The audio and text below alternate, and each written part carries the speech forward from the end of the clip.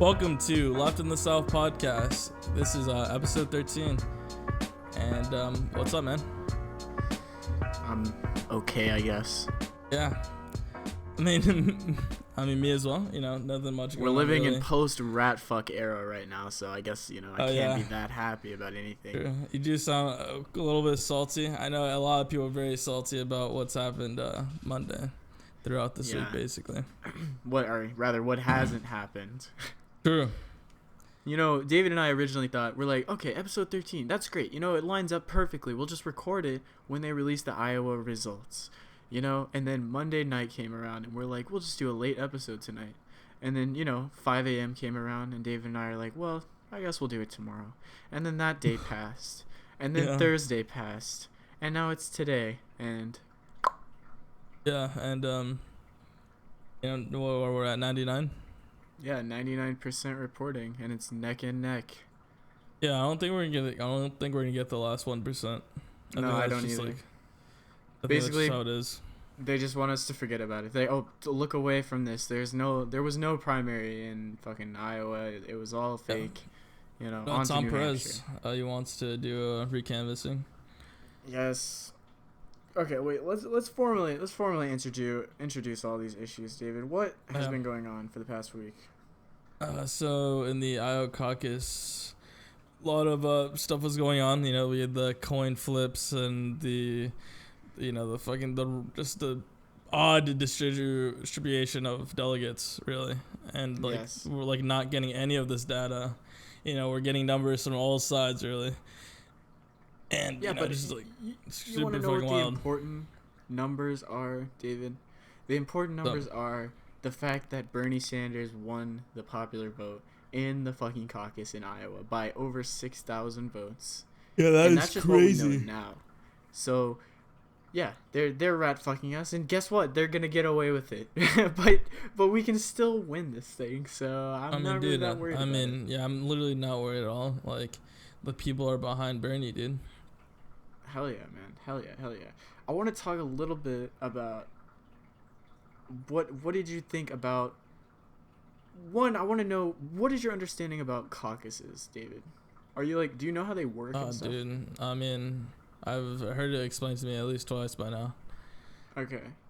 But go ahead, let's hear what it is. I want to explain it to our viewers, because, a lot of people don't know what it is, and you want to know why? It's because it's fucking stupid and dumb and undemocratic, and it really shouldn't exist. So, basically what a caucus is rather than having just a regular vote where you sign a piece of paper and you put who you want to vote for on it, and, you vote for them, and whoever wins the most votes wins, simple and easy. Instead of doing that simple and easy thing, instead, basically everyone in your neighborhood, quote-unquote, collects in one place. Usually it's a high school gym or a church or something like that, some big room. Everyone gets in the same room, and then when you first walk in, all of you go and you stand with your fellow voters. So let's say you want to vote for Michael Bloomberg. You're gonna go stand by all the fucking other old people that are standing on Michael Bloomberg's corner, and etc. for Bernie, etc. for every other candidate. And so basically for a couple of hours, you have to take time out of your day to go and stand in a room with a bunch of other fucking weirdo political wonks that are all probably old and about to die, and yeah, because they all can sacrifice this time and effort doing this stupid ass thing that no one should have to do. And it would, in the past, that means that usually progressive candidates don't do that well in caucuses, because young people are not very politically engaged, and also people who are more likely to vote for left-wing candidates like Bernie usually don't have the luxury of being able to take that amount of time out of their day, don't have the luxury to be politically engaged enough to understand what even a caucus is. I don't even know what a caucus is anymore, and I've been reading about it since fucking last week, and my brain's rotting. It's stupidly complicated, and it's undemocratic, and it encourages low participation because it has this high barrier to entry in terms of just you gotta show up to understanding it. Yeah, you have to show up to something for hours. Right, a scheduled thing, I feel that's the hardest part. Imagine at 4 p.m. on a Monday, you have to be here, and imagine having to work at that time, and of course you're supposed to get time off to go and participate in the fucking vote, but not every boss does that. Not every boss follows the rules. Not everyone's willing to do that. Yeah, there's a lot of rules like, oh yeah, your boss, the boss isn't gonna, say, oh, you can go ahead and go do that, but like, they're gonna want you to stay, and they're gonna make you feel bad for not going. Right, and maybe you can't give up the money, too, or like let alone all of that other stuff. But regardless of what the reason is like the truth is a lot of people can't come. In 2016, David, guess how many people participated in the vote? I don't know, low, I guess. 16% of people in that state who are 16% of the eligible voters, not even 16% of the population. 16% of eligible voters voted in Iowa in 2016 during the primary last time. That's actually wild. Yeah, I mean, we're talking about like, less than 1/5 of people in the entire state deciding what's going to happen, like who the nominee is going to be. And so like I want to say that it really doesn't matter. The Iowa caucus does not matter as much as others because of that, because of how undemocratic it is. It's really impossible to make sure you win there.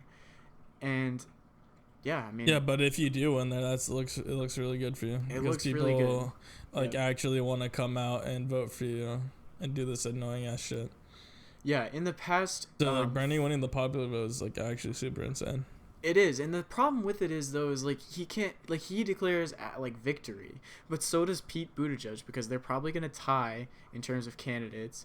So like both of these candidates look really good, but neither one of them actually won. Or rather, really Pete is gonna be the winner, but what does that even mean? Like he lost by thousands of votes, and then he wins more delegates. So what does that actually mean? I don't know.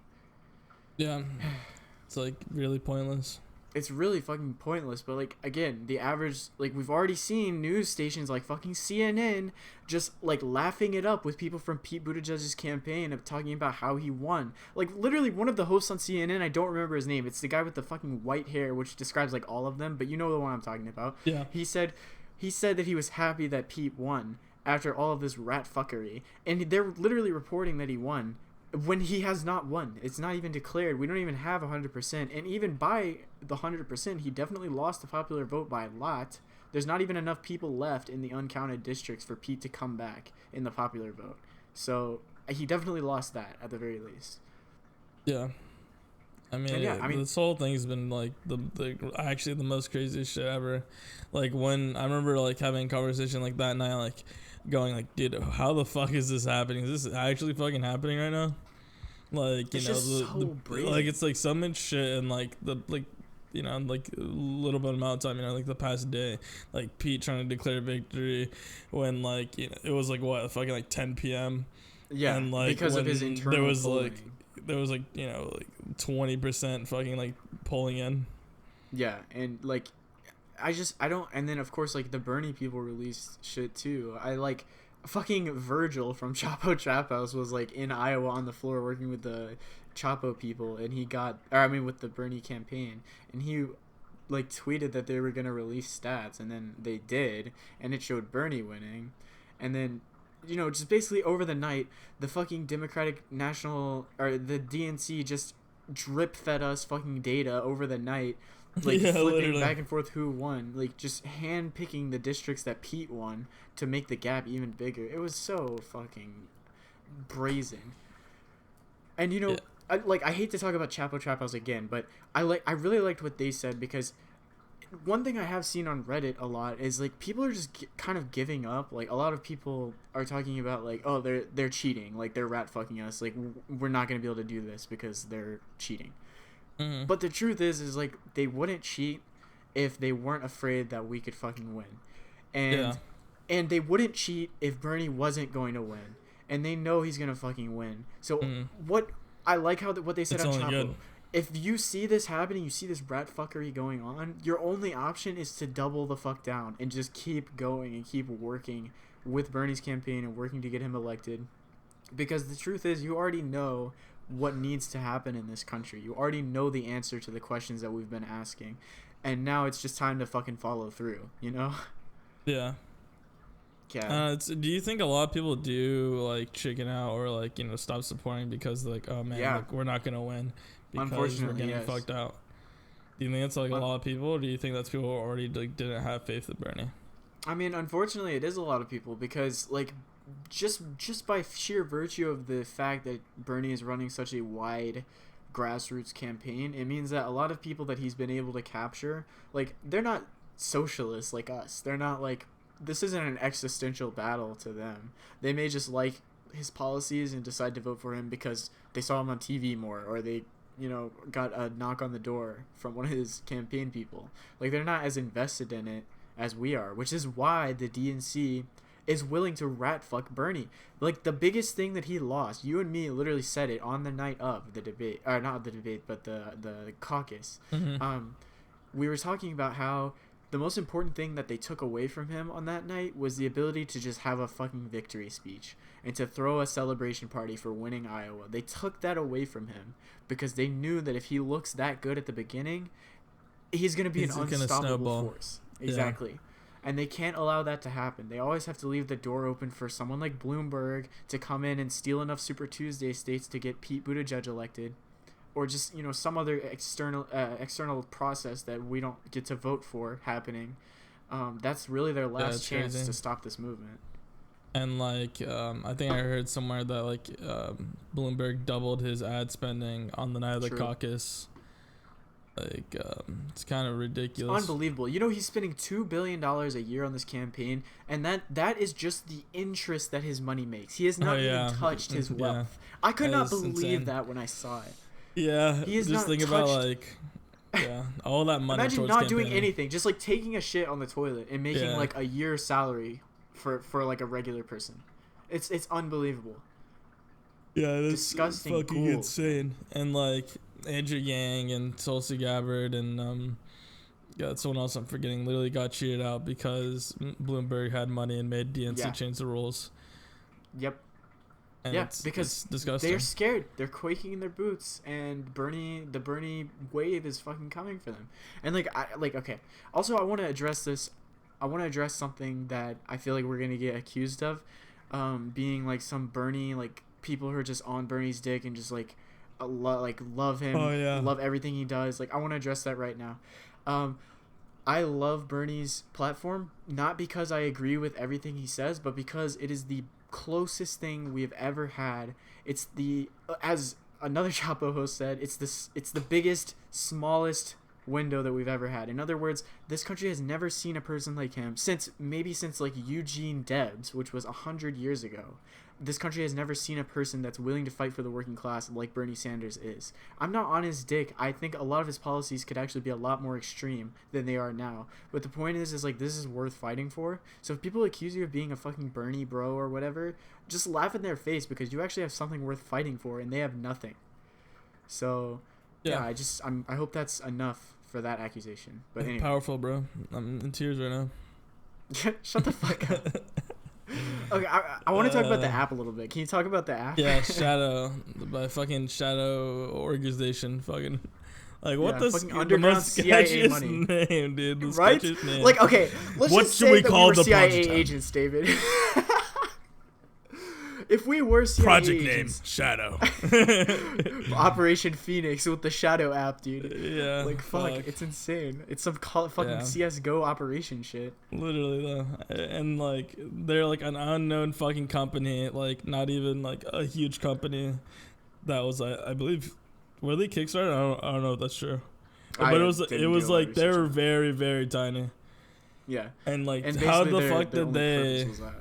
How the fuck did they get from being super tiny to developing an app for an Iowa caucus? Like, it's called capitalism, baby. It's so crazy. The DNC goes for the fucking lowest bidder to make their literal election app.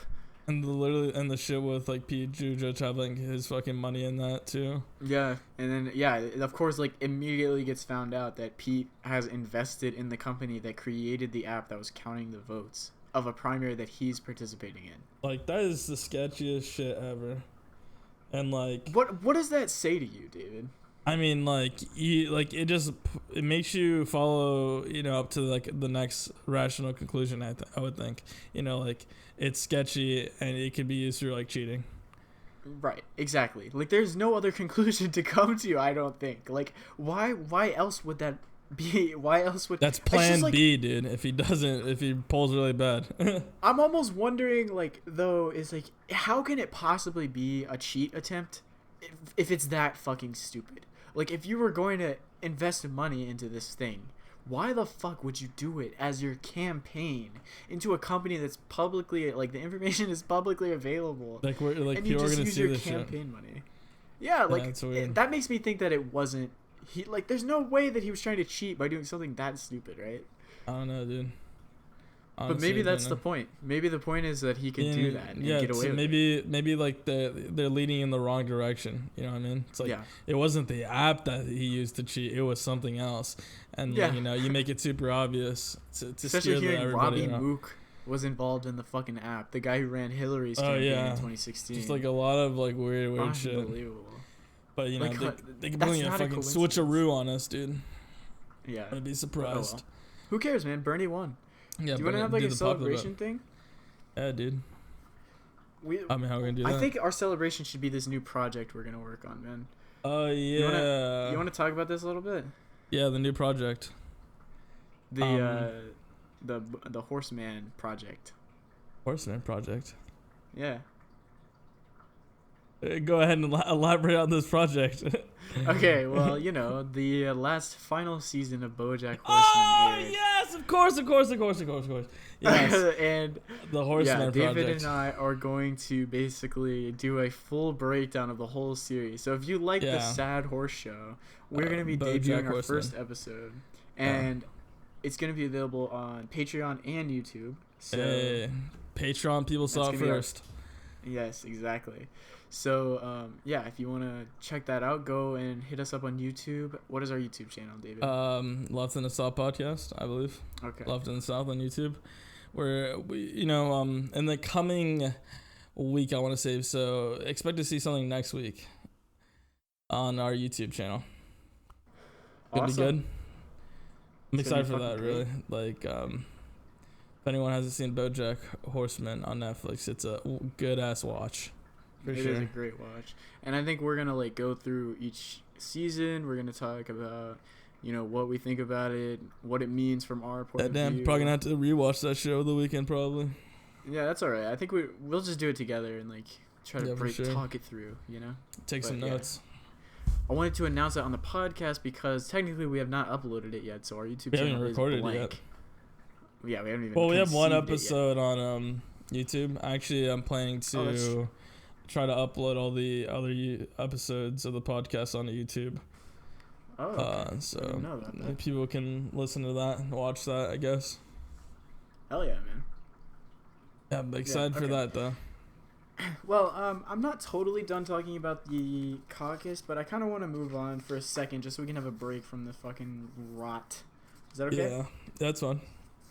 All right, I want to talk about something that happened to me in my work the other day. So basically, there's this woman that comes in all the time, okay? She loves really yellow bananas. Like, she does not like them when they're green at all, even the littlest bit. And, like, that's how I know her. So I call her Yellow Banana Lady. Yellow Banana. And anyway, so Yellow Banana Lady came in the other day. And, of course, I had to go through all the fucking banana boxes to see if there were any yellow ones, as I always do when she comes. That's hilarious, dude. Can you find me the most yellowest banana, please? She says that. She's like, do you have any yellow ones? And I look over, and every fucking banana they're all yellow. Is yellow. And I'm like, yeah, just pick any one of these. Right? You're like, are you fucking with me right now? I don't even say that anymore because I already know what she's gonna fucking say. So, but yeah, anyway. I like how you have that interaction every week. Yeah, it's so fucking funny. And like, so I put them out, and she was like, and there was this huge storm going on last time I was working, and she was like, this storm is terrible. There's really the store is like really running low on supplies. And I was like, yeah, I know, it's kind of strange. Usually we have a truck on this day. And she was like, I know, right? You know the reason. And I was like, no, what's the reason? And she like leaned in close to me and she goes, I hear that people with food stamps come in right before storms and snow and stuff, and they just ravage the whole store. And she looked over her shoulder and she goes, I'm not a conspiracy theorist. And I it took all of my fucking body energy not to fucking cringe. And she's like, I'm not a conspiracy theorist or anything, but I have a friend that works at Walmart, And she told me that happened, and all of these black families came in and just took everything off the shelves, and they had nothing left.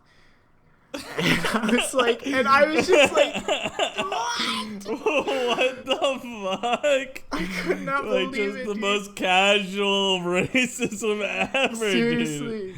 And It's like, okay, oh, I should get a God, fucking I can't wait to break this Oscar. down. I should get a fucking Oscar for that, dude, because I've kept a stone cold face the whole time, and I was like, yeah, I haven't heard of that, but who knows? And I just walked away. Unbelievable, dude. It's like some of the stories that you have from fucking are almost just, I can't believe this has happened to you. I can't believe they're real people, right? Like they're the like fucking characters. refrigerator man, the fucking yellow banana lady with the fucking racism. Like, who's next, dude? Fuck. Oh yeah, dude. I don't get it. So yeah, now like, in my mind, now she's racist yellow banana lady. Yeah, fuck, dude. Like, okay, so the black people bought food.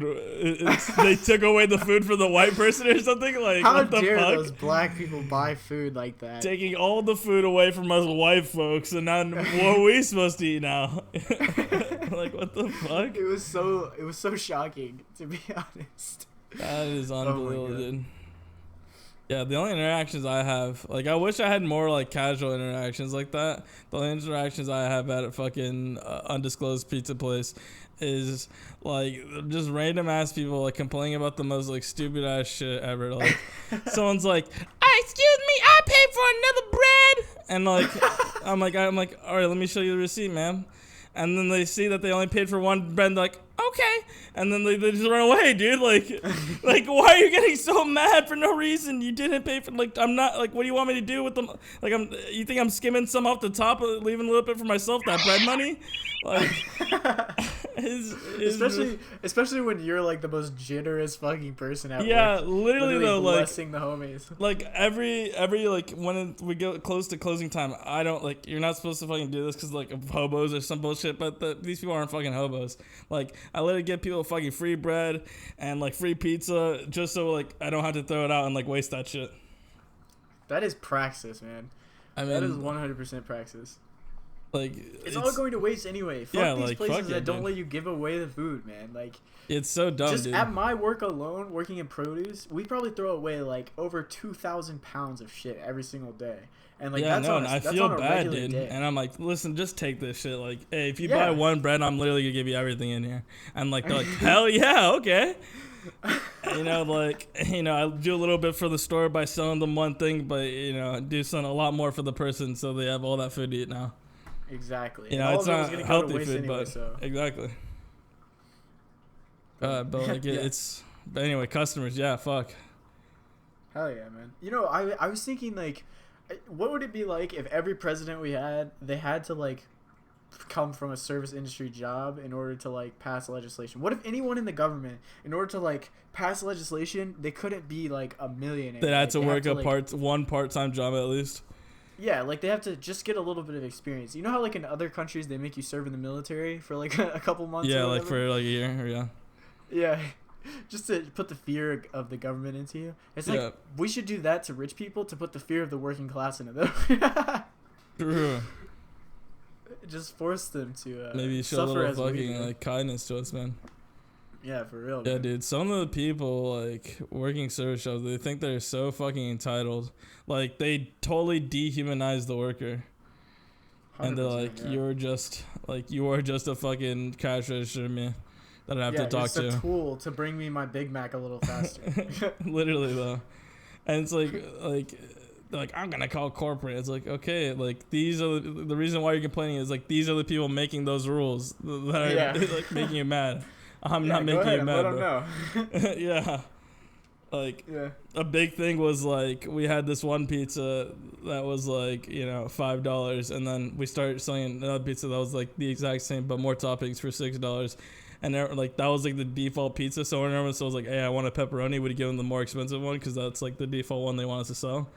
And, like, they'll get mad. It's like, I thought you have $5 pizzas. It's supposed to be ready. And it's like, oh, yeah, sure, bro. I can do that for you. No problem. My bad.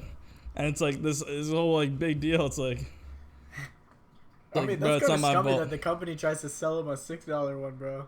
I mean, it's like, bro, it's not my fault, man. That's what just roll up, be like, I want a $5 pie, no more, no less. Yeah, I mean, as long as you say that, like, that's what you're gonna get. But some people's like, oh, I want pepperoni. He's like, all right, default the most expensive one. Boom. Yeah. That's called corporatism. I mean, yeah, it's scummy, but like, they get wrong. They get mad at the wrong people. True. You need to do more praxis, David. You need to stop selling people expensive ass pies. True. I mean, but the thing is, like, you literally just get in trouble, like, because then they can see like what pizzas you're selling, and they're like, yeah, you need to sell more extras. What the fuck are you doing? And then you lose your job, and then you can't, you don't have any money for anymore, and then you can't afford the SoundCloud subscription anymore. And then where would our podcast live? We'd have to be a YouTube podcast, and we're gonna get demonetized, and it's gonna be this whole fucking thing, and I'm probably gonna like overdose on something. I'm probably gonna have to sell fucking private Snapchats, the Patreon exclusive premium stuff. Oh yeah, premium fee pick. Yeah, it'd be this whole ordeal, but luckily so if you I'm don't still. Want that to happen to us, go ahead and hit us up on patreon.com/leftinthesouth podcast. Hell yes. So we can fucking support ourselves. Speaking of like stuff like that, like making fucking money online, just got another 2 orders of the I have a Fiverr thing. It's like a little side meme that's going on, and like I got 2 orders of that, and I thought one of them was pretty sketchy because like I don't know if I'm doing this wrong, but on Patreon, like you can put like, oh, you can use this image for commercial use, like the art that I make. Yeah. And like the guy just sent me a $5 one, which is like my quickest one, which is like I'm just gonna fuck around and make a stupid image for you. Yeah. And like they requested an Apple logo, so that got me pretty sketched out. I'm like, that's kind of fucking weird to want, to spend money on. I mean, you're not gonna get in trouble if they use that shit, bro. Who cares? Yeah, and that's $5. The other one was like his like Sonic Fursona. No way. Yeah. Are you serious? Yeah. That's amazing. I have an image on that. Personas? I have an image on that if you want to check that image out. Twitter.com/rage_pilot. Okay, I need to say something on a platform that I control right now. Okay. Because I feel like my friends have been shitting on this idea, and it's not fair. Okay, I've had this idea. Basically, it's a skit, right? Okay. And it's like, Who Wants to Be a Millionaire? Oh my But instead of winning $1 million, dude, you win a fursuit. And like, okay, so basically, you answer these questions. This is a cold open, right? Yeah. No, it's not. It doesn't have to be a cold open. It's just like a real idea, like this could be a fucking movie, like a Jim Carrey movie. Real skit, like that you just perform. Yeah, like kind of like Key and Peele will like do the skit. Yes, exactly. Okay. I'm glad we're on the same page. So basically, you answer these questions, and if you win, you get a furry suit. And that's the whole joke. And that's it, dude. Where's the punchline, dude? That's the punchline. It's funny because it's a furry suit. But why would someone want that? Like, you don't understand. Like, is this something because that you just furries, want? That's the thing. They're furries. Is everyone on the game a furry? Show. Yes, it's a game show for furries by furries, dude. Okay, and I mean, now that you explain that, it makes a little more sense. But like, then it's just a normal game show, What's the joke then?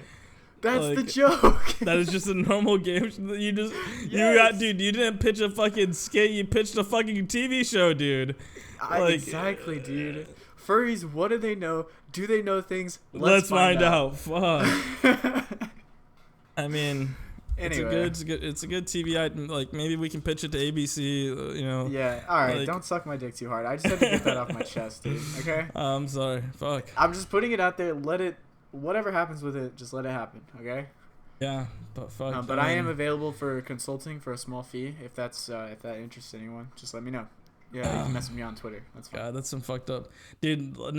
Since you said consulting, dude, that kind of reminds me of this fucking. So, when this podcast was maybe 3 to 4 episodes deep, I tried to contact this one guy on he's like this bitch. No, he's like a Twitch streamer. Excuse me.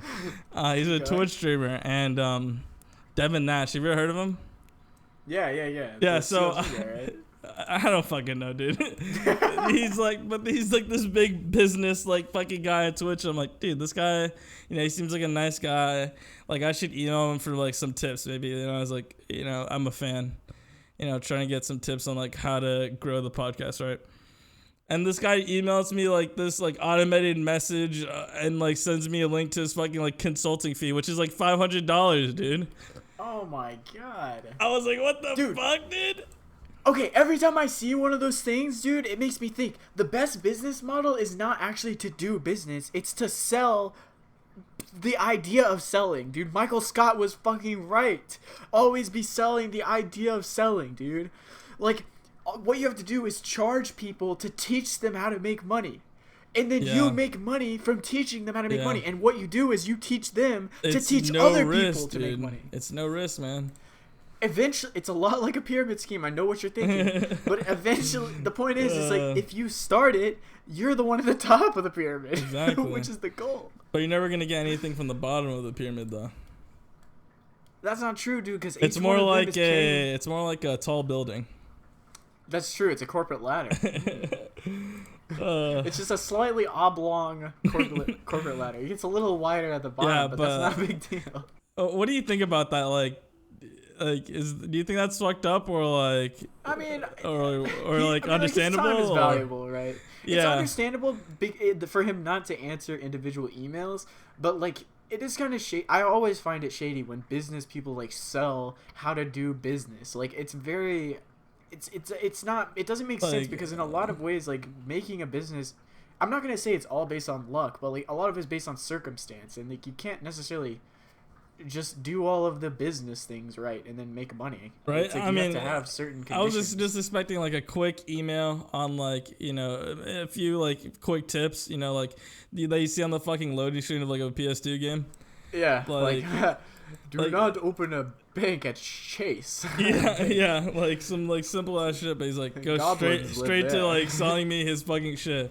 And he's like, yeah, this includes like if you want to be on stream, so we can it also promote your stuff and we can talk about stream. So like because he can also gain from using content, you know, it's like, but you gotta pay this guy $500. I'm like, shit, dude, like I know you're like. So wait, he charges $500 and then he streams it? I mean, you have the chance to have it on stream, but he sells it as like you want it to be on stream because it's gonna boost you by also like being an ad sort of.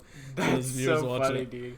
Why would you ever want to go on a stream and get taught how to do business? Get schooled like that? That must be like the most like weirdest thing, right? Like I don't know. Yeah, I agree. That is weird. Like, and $500 is a lot of fucking money. Dude. Yeah, I basically like read like the thing and then I saw the price and I just clicked off. I was like, unbelievable. Unfucking believable. Capitalist pig. I just closed that shit. David saw that $500 price tag and he went and bought a gun immediately. Yeah, fuck, dude. Why must I resort to violence in these transactions, David? Why? Always. Why? I don't know, dude. There's no other choice. But dude, a big thing that's also been on my mind is moving out, dude. Dude, I don't know if I talked to you about this. I definitely send you some links, dude. Portland, Oregon, dude, is I think somewhere where I want to be. Portland, Oregon? Yeah, dude. I've been really selling myself on this place. Okay, let's look up Portland, Oregon. I mean, it seems like a cool place, dude. To be honest. Interesting. What makes you drawn towards Portland, Oregon? I don't know. Like the views there. They're fucking amazing. It rains a lot. I really like the rain. Yeah. Like they're very progressive over there, which is like fucking like oh my god, like finally so relatable, you know? Like like it's so weird having these like very like racy like conversations with people that are like they're baiting, like they're being racist. Yeah. But like they try to play it off as like being funny. Yes, dude, that's so true. Actually, I have a good example of that. Like when I was at Christmas, my grandpa was saying, like one of my nephews got a pair of Trump socks, and my grandpa was like, thought it was fucking hilarious, and he was like, yeah, I was gonna get him some Obama socks, but all you could see on the socks was his teeth. What the fuck, dude? And I was like, what the fuck, man? What? I was just so embarrassed, man. It's so fucked. And like it'd finally be like so awesome not have to like get in those awkward ass conversations with like those racist people. Like I'm not gonna disclose any names, but like I get so you know, it's not this person's fault because like they're younger, but like they say like some pretty racy fucking things, or like, you know, some like obvious like that's kind of fucking racist, but you know they're young. Yeah. But it's like, but I know they're like it just like makes you think what their parents are teaching them. Yeah. Yeah, it's like so weird. Like you obviously get anything like when you're when you're younger, like any of your political like views or like from the people around you. Yeah. Yeah, I mean, it's hard to get mad at kids for thinking, like, for saying those things, but it also just makes you lose hope in fucking humanity. Yeah, I mean, it makes me realize that, like, I live near a lot of, like, conservative people. Yeah. I mean, yeah, down there, man. Okay, but what about when we move away, right? Okay, because, like, Portland, Oregon sounds pretty nice, and my girlfriend and I are looking for somewhere to live, too. So, like, let's say that we move to Portland. Would we have to change our podcast title to something other than Left of the South? It would be Left the South. Oh my God, you're right. We can do a rebranding. Dude, a rebranding, dude. Yeah, we've had this conversation before, dude. I mean, think Left the South. I mean, not on the podcast, but definitely outside the podcast. It'd be called Left the South, dude. Left the South, because we're no longer there. We're no longer there, baby. West Coast. Exactly, and that's when our lives really start, man. That's when the podcast really takes off, because then we're gonna get an office. So hopefully we're making enough money from the podcast, and that we have an office. Unlikely, but God, one can fucking hope. I was actually having this conversation today. Like, okay, so let's say that you do everything in your dreams, right? Okay, you're good. Okay, wait, you're getting a degree right now, right? Yeah. What degree are you planning on getting right now? Probably being a network administrator. Okay, network admin. Okay, so like, let's say you get that job. How rich do you think you can be in the next 5 years if you get that job? Probably not that rich. Like, what would be an estimate on the dollar amount? Like that I'd probably have saved up after like 3 years? Yeah. Oh, it's so hard to say. Probably like maybe 60 grand. I don't know. 60 grand in 3 years? Damn, that's crazy. Yeah, I think so. If I know how to save my money, if I actually save my money, like try. That would be insane. Yeah, like I was just thinking, like, whenever I was thinking about getting a real job, quote unquote, like after I graduate, right, making like decent money because I have a degree and a little bit of experience, I was just thinking, like, how much money could I actually make, and like how comfortable could I be? And I think that like the cap for how much money I can make is around 100K, right? Because if I wanted to make money other than that, I would basically like have to get some kind of other certification or something like that to make more money. Do you think like 100K of money is enough to retire when you're 62? Yeah. Really? Yeah, 100,000 How would you go a about month? doing it? No, a year. Oh yeah, 100,000 a year. I mean, yeah, I could see it. I mean, I would assume they own your own place. So if you live in a place that has property tax, you have you're paying the property tax. In Portland, Oregon, how expensive is it to live? I don't know. I think it's like to live comfortably in the city. I believe you had to make it was either 60 to 80, somewhere in that area. Wow, so pretty expensive. Yeah. I'm just getting more and more worried recently that like no matter how well I do in college, no matter what job I get, that I'll just never. Yeah, I'm never gonna escape. I mean, yeah, it's hard to see into the future. I mean, literally anything can happen. Like you could not find a job, you could, like break both your legs or something like that. I mean, fair enough, but like I'm thinking about like what the best case scenario is, and even then, I can't even imagine escaping like to a point where like I don't have to worry about anything. It'll be easier for you because you'll have 2 incomes. That's true. You have to think about I have double the income, so it's less of a burden for like everything. Rent, place, food. You're splitting it 50-50. Yeah, I guess there's no point in like worrying about it too much because I guess everyone's struggling, right? Yeah. I don't know. Lately I've been feeling really anxious about the future, and I wanted to hear from you what you plan on doing. Like, do you ever feel anxious about what you're gonna be doing, like job wise, in the next couple of years? You know what, I used to, like before I stopped going to school. Like remember when I was just working at the casino, not going to school or anything like that. Like I worried a lot about the future and like what was going on. And like every night at the casino, I had like a 30-minute drive back home. So like I was just able to just sit alone and just think. And like I thought all that matters to me in life is like if one day I get to own a house and like, just whatever, and like I'm fine with that, I have a nice job or like whatever I'm doing. Like that's like end goal, like buying a house or like selling along the sorts. Like, and it doesn't matter how I can get there, and also as long as I'm happy. And like that's like, and I stopped like looking so deep in the future and more just like trying to live day by day. And like I've been a lot happier since then. I think you're right, dude. I just need to stop worrying about it. I've also noticed that like some of my priorities have shifted because like I hate working. Like I hate my job. And yeah, working sucks, dude. It does, and like I don't make enough money, and like every day when I'm there, I'm sad because I don't want to. Yeah, like it sucks because I work 2 days a week, and like I mean that's not like I don't work at all basically, but I still fucking hate working because I know I'm making like less than a manager like I actually is supposed to be making it. Right. And I'm there for like 8 hours, and I'd rather be literally anywhere else.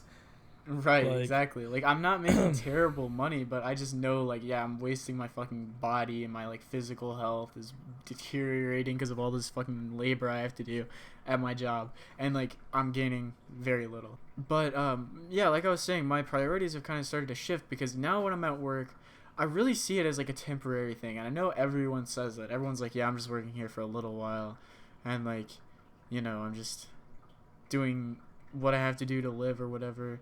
And I used to think, like, that's kind of short-sighted and crazy. Like, you should always be working towards something. But then I realized, like, I am working towards something. I'm working towards a different world, like, a different economy, a different, like, system of government that I actually think is fair and equal. And, like, right now I am in my job and I hate it. But it truly is temporary because if my goals are ever achieved, then, like, jobs like mine won't exist anymore. Like, there's not going to be these extremely grueling and boring jobs where you're getting paid $11 an hour, like not making what you're worth, Yeah, one thing I want to talk about is like something that one of our friends brought up about like, after he finishes college, he can finally start his life. It's a weird thing, like to think that once I finish college, I can finally start living life. I can finally live life. Like I understand like that thought, but like just why not live life now, like just try to be as happy as you can be or you're able to be, like today, or like try living your life now. Like what's stopping you? I mean, I think his biggest contention, right, is like he thinks his life is on rails because like when you're born you go through this like people tell you what to do farm basically, where everyone tells you exactly what you're supposed to be doing, but then you reach this imaginary end of the line that is totally imaginary because it's all a construct made by fucking human beings. But like if all you know is that construct, and then it suddenly evaporates underneath you, and it's like, well, where the fuck do I go from here? Like what am I supposed to do? I don't know. I think that like I've really been struggling with that too, and I think the truth of the matter is like there is no way that you're supposed to go.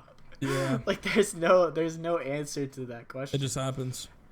Yeah, and like you just have to find your fucking happiness wherever you can. And like I think it works if you have a goal, a long-term goal to work towards. So like for me, that's trying to make this country a place that I can actually be proud of, right? Like that's a long-term goal for me, and it's something that I would be okay with it if I never achieved it.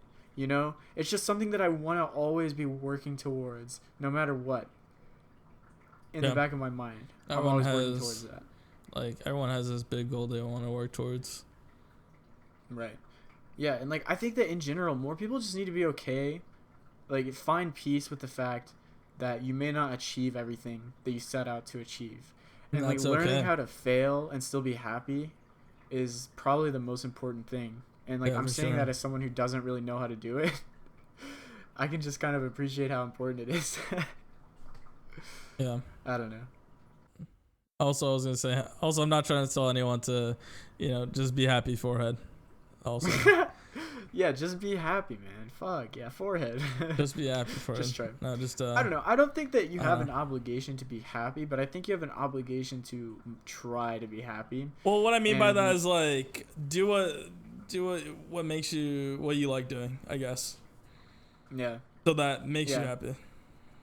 I think like I don't know, it's a very specific danger though. Like the feeling of not knowing where to go after you get out of college. Like do you have a plan for post college, David? Yeah. I like to think I have like a post college plan.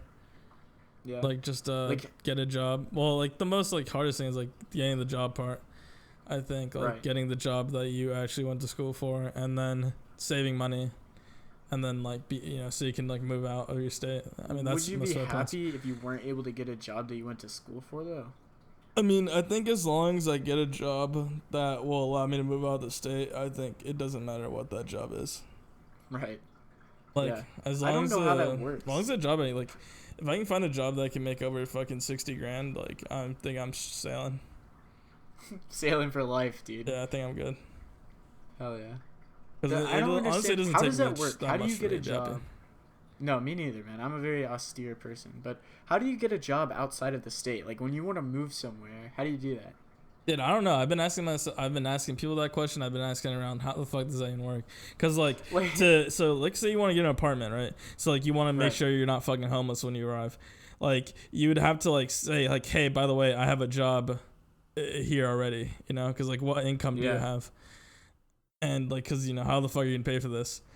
And then I guess just put like a huge down payment down or something. And then when you're applying to a job there, you want to have an address of where you live, so because they would rather hire someone local than hire someone out of state. And like, it's like you need one, but you also need the other one. Yeah. I don't know. Yeah, me neither. So hopefully, I mean, like my plan is like save enough money, and hopefully I can find an apartment or anywhere that will like take my money without like having a job. You could buy a house too. That would be, ironically, that would always probably be easier than buying an apartment in that case, right? Yeah, but also you need house money. Put the money down. Yeah. And like being a house like is you don't have movability. You can't just like pick up and move somewhere else. Plus, like, how are you gonna go see the house like right before you buy it? I looked up that part. You get a real estate agent, and they'll take pictures and shit of the house and send it to you. Oh, okay, I see. Yeah, so but you have to pay. But you had to pay for someone to do that. That's like more expenses. That's pretty pog, dude. Actually, I had a plan like maybe just going to there. One of these years. Like actually. Where would you live? Oh, just for like a vacation. Yeah, like for like a vacation. Huh. I'd be like, this is where I'm gonna be living for the rest of my life. Hell yeah! Would you want to do the podcast still while you're in Portland? Hell yeah, dude. Hell yeah, bro. We need to move and get a studio in Portland. Dude, I'm trying to get an office, dude. Hell yeah. Dude, that's gonna be weird. Just like The Office. Wait, which character from The Office would you be? Dude, I'm fucking Jim. I mean, dude. You're Jim? I'm Ryan. You are Ryan, dude. You're total Ryan, man. I'm 100% Ryan. And fucking Matt's Michael Scott. Absolutely. And dude, and then Grunt's Toby, dude. Fucking easy. What? Okay. Okay, anyway. I hope he doesn't listen to this. But anyway. on that note, I want to move on to the philosophy question. I don't really want to talk more about the primary thing, the Iowa thing. Like, whatever. The point is he won. Let's just get over that shit. Let's move on to New Hampshire. Okay, let's talk about that on the next episode. Oh, yeah, here's some, like, predictions for New Hampshire, dude. Fucking Bernie's gonna take it, and he's gonna fucking run. Oh, yeah. He's gonna take it and run. He's gonna fucking wipe the floor with these people, dude. I cannot wait to see the numbers in New Hampshire and him just trouncing everyone. Don't give up. If you live in New Hampshire, do fucking call people. I've done it. If I've fucking done it, then you can do it. Okay, because I'm an introvert. I'm afraid of human contact. Literally talking to people makes me sweat like a fucking pig because I'm a piece of shit. Are you sweating now? If I can do it, you can do it. No, I'm always comfortable talking with you, David. Of course. That's why you're my co-host. But yeah. Anyway, fucking buckle up. Start making those phone calls. Start texting. Get your texting fingers ready. Keep posting on Twitter and keep bullying Pete Buttigieg supporters. Dude. Never stop. Don't let up. Yes. Because it's working. Yes. And with that, do you have something to talk about for philosophy? Because I sure as hell did not bring one to the table today. Okay, let's think of one. So the philosophy question of the week. Yeah, it's almost like a ritual every episode. At the end of the episode, there's always the philosophy question. Some would say this is the most entertaining part of the podcast. Some would say that, yeah. Some would say, fucking very rudely, actually, some would say. Which is why we're going to save this philosophy question for the Patreon. So, David, tell our listeners how they can get to the Patreon. Yeah. If you go to patreon.com/left in the south, you can find our Patreon, multiple tiers, $1, $3, I believe there's a $5 and a $10 tier. I believe so, yes. And basically, like, you're always going to get a bunch of free content like this on our regular feed. Don't worry about that. But if you want to see cute clips like the one that we just recorded and just teased for you, then you're going to have to go and subscribe to us on Patreon. So, David, any final words? If not, you can go ahead and outro us out. Look out for the YouTube stuff. Should be there next week. But other than that, thank you for listening to episode 13 of Left in the South podcast. Goodbye.